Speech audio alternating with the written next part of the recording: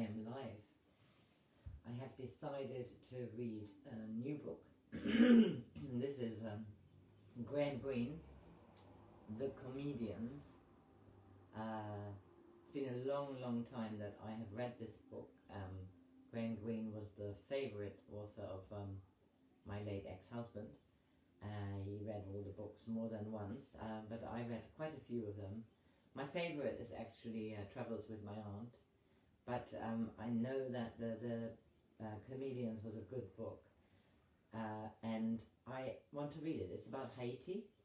It's about how corrupt it was. This was published in 1966, and I wrote a little bit of an explanation in the blurb when I uploaded on YouTube. Now this is the story about three men. They meet on a ship bound for Haiti, a world in the grip of the corrupt Papa Doc and the Tonton Mukut, his sinister secret police. Brown, the hotelier, Smith, the innocent American, and Jones, the confidence man. These are the comedians of Greene's title.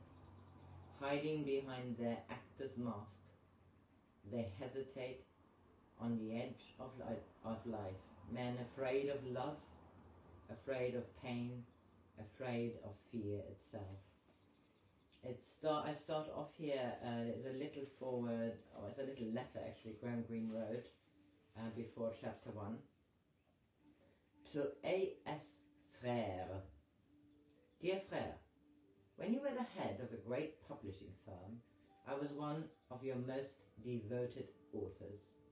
And when you ceased to be a publisher, I, like many other writers on your list, felt it was time to find another home. This is the first novel I have written since then, and I want to offer it to you in memory of more than 30 years of association, a cold word to represent all the advice, which you never expected me to take, all the encouragement, which you never realized I needed, all the affection and fun of the years we shared. A word about the characters of the comedians. I am unlikely to bring an action for libel against myself with any success, yet I want to make it clear that the narrator of this tale, though his name is Brown, is not Greene. Many readers assume, I know it from experience, that an I is always the author. So in my time I have been considered the murderer of a friend, the jealous lover of a civil servant's wife, and an obsessive player at roulette. I don't wish to add to my chameleon nature the characteristics belonging to the cuckolder of a South American diplomat, a possibly illegitimate birth, and an education by the Jesuits. It may be said Brown is a Catholic, and so, we know, is Greene. It is often forgotten that even in the case of a novel laid in England, the story, when it contains more than 10 characters, would lack verisimilitude of at least one of them, if at least one of them were not a Catholic.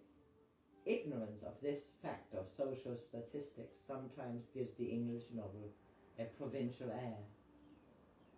I is not the only imaginary character. None of the others, from such minor players as the British chargé to the principals, has ever existed. A physical trait taken here, a habit of speech, an anecdote, they are boiled up in the kitchen of the unconscious and emerge unrecognizable even to the cook in most cases. Poor Haiti itself, and the character of Dr. Duvalier's rule, are not invented. The latter not even blackened for dramatic effect. Impossible to deepen that night. The Tonton Mukut are full of men more evil than concasseur. The interrupted funeral is drawn from the fact many a Joseph limps the streets of Port-au-Prince after his spell of torture, And though I have never met the young Philippot, I have met guerrillas as courageous and as ill-trained in that former lunatic asylum near Santo Domingo. Only in Santo Domingo have things changed since I began this book, for the worse. Affectionately, Greene. Aspects are within us, and who seems mostly kingly is the king. Thomas Hardy. Chapter 1. The Comedians. Part 1. When I think of all the grey memorials erected in London to equestrian generals, the heroes of old colonial wars, and to frock-coated politicians who are even more deeply forgotten, I can find no reason to mock the modest stone that commemorates Jones on the far side of the International Road, which he failed to cross in a country far from home. Though I am not to this day absolutely sure of where, geographically speaking, Jones' home lay, at least he paid for the monument, however unwillingly, with his life, while the generals as a rule came home safe and paid, if at all, with the blood of their men. And as for the politicians, who cares for dead politicians sufficiently to remember with what issue they were identified? Free trade is less interesting than an Ashanti war, though the London pigeons do not distinguish between the two. Exigi monumentum. Whenever my rather bizarre business takes me north to Monte Cristi and I pass the stone, I feel a certain pride that my action helped to raise it. There is a point of no return unremarked at the time in most lives. Neither Jones nor I knew of it when it came, although, like the pilots of the old pre-jet airliners, we should have been trained by the nature of our two careers to better observance. Certainly, I was quite unaware of the moment when it receded one sullen August morning on the Atlantic, in the wake of the Medea, a cargo ship of the Royal Netherlands Steamship Company, bound for Haiti and Port-au-Prince, from Philadelphia and New York. At that period of my life, I still regarded my future seriously, even the future of my empty hotel and of a love affair which was almost as empty. I was not involved, so far as I could tell, with either Jones or Smith. They were fellow passengers, that was all, and I had no idea of the pompe funèbres they were preparing for me in the parlours of Mr. Fernandez. If I had been told, I would have laughed, as I laugh now on my better days. The level of the pink gin in my glass shifted with the movement of the boat, as though the glass were an instrument made to record the shock of the waves. As Mr. Smith said firmly in reply to Jones, I have never suffered from mal de mer. No, sir, it's the effect of acidity. Eating meat gives you acidity. Drinking alcohol does the same.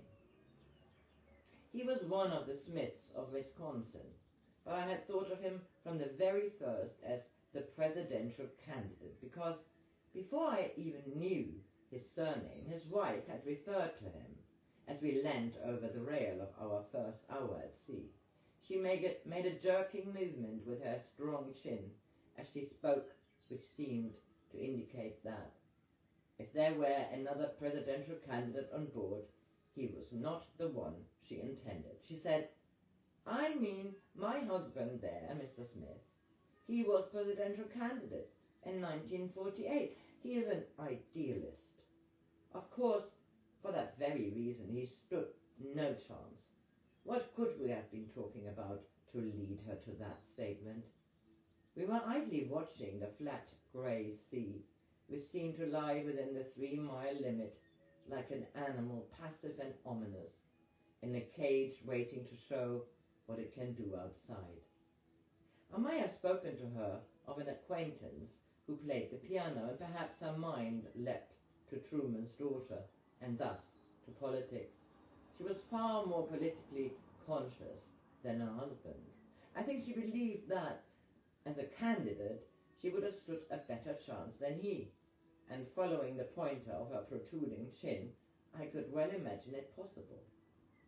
Mr. Smith, who wore a shabby raincoat, turned up to guard his large, innocent, hairy ears, was pacing the deck behind us, one lock of white hair standing up like a television's aerial in the wind, and a travelling rug carried over his arm. I could imagine him a homespun poet, or perhaps the dean of an obscure college, but never a politician. I tried to remember who Truman's opponent had been in that election year. Surely it had been Dusey, not Smith, while the wind from the Atlantic took away her next sentence. I thought she said something about vegetables, but the word seemed an unlikely one to me then. Jones I met a little later under embarrassing circumstances, for he was engaged in trying to bribe the bedroom steward to swap our cabins. He stood in the doorway of mine, with a suitcase in one hand and 2 $5 bills in the other. He was saying, "He hasn't been down yet. He won't make a fuss. He was not the kind of a chap, even if he notices the difference." He spoke as if he knew me. "But, Mr. Jones," the steward began to argue. Jones was a small man, very tidily dressed in a pale grey suit with a double-breasted waistcoat, which somehow looked out of place away from lifts, office crowds, the clatter of typewriter. It was the only one of its kind in our scrubby cargo ship peddling the sullen sea. He never changed it. I noticed later, not even on the night of the ship's concert, and I began to wonder whether his suitcases contained no other clothes at all. I thought of him as someone who, having packed in a hurry, had brought the wrong uniform, for he certainly did not mean to be conspicuous. With a little black moustache and the dark Pekingese eyes, I would have taken him for a Frenchman, perhaps someone on the Boers, and it was quite a surprise to me when I learned that his name was Jones. "Major Jones," he replied to the steward with a note of reproof. I was almost as embarrassed as he was. On a cargo steamer there are few passengers, and it is uncomfortable to nourish a resentment. The steward, with his hands folded, said to him righteously, "There's really nothing I can do, sir. The cabin was reserved for this gentleman, for Mr. Brown." Smith, Jones, and Brown. The situation was improbable. I had a half eight to my drab name, but had he? I had a half right to my drab name, but had he? I smiled at his predicament. But Jones' sense of humour, as I was to find, was of a simpler order. He looked at me with grave attention and said, "This is really your cabin, sir?" "I have an idea it is." Someone told me it was unoccupied. He shifted slightly so that his back was turned to me, to my too obvious cabin trunk, standing just inside. The bills had disappeared, perhaps up his sleeve, for I had seen no movement towards his pocket. "Have they given you a bad cabin?" I asked. "Oh, it's only that I prefer the starboard side." "Yes, so do I on this particular run. One can leave the porthole open." And as though to emphasize the truth of what I was saying, the boat began a slow roll as it moved further into the open sea. "Time for a pink gin," Jones said promptly, and we were upstairs together to find the small saloon and the bar steward, who took the first opportunity, as he added water to my gin, to whisper in my ear, "I'm a British subject, sir." I noticed that he made no such claims to Jones. The door of the salon swung open, and the presidential candidate appeared, an impressive figure in spite of the innocent ears. He had to lower his head in the doorway. Then he looked all around the saloon before he stood aside so that his wife could enter under the arch of his arm, like a bride under a sword. It was as though he wanted to satisfy himself first that there was no unsuitable company present. His eyes were of clear, washed blue, and he had homely sprouts of grey hair from his nose and ears. He was a genuine article, if ever there was one. A complete contrast to Mr. Jones.